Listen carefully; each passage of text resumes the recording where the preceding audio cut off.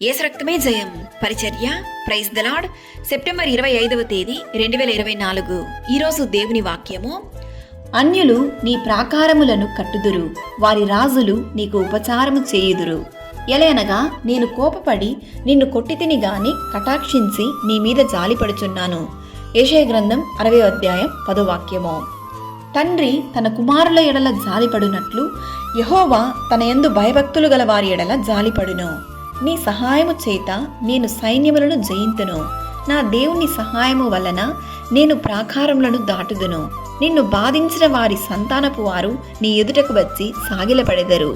నిన్ను తృణీకరించిన వారందరూ వచ్చి నీ పాదముల మీద పడెదరు.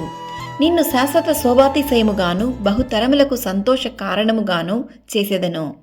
ఎలయనగా నేను కోపపడి నిన్ను కొట్టితిని గాని కటాక్షించి నీ మీద జాలిపడుచున్నాను అను వాక్యం సెలవిస్తున్న విధముగా ఏదైనా విషయాన్ని బట్టి దేవుడు మనల్ని శిక్షించినను అది మన మంచికే. ఆయన మనల్ని కటాక్షించి మన పైన ఆయన జాలి చూపుచున్నాడు.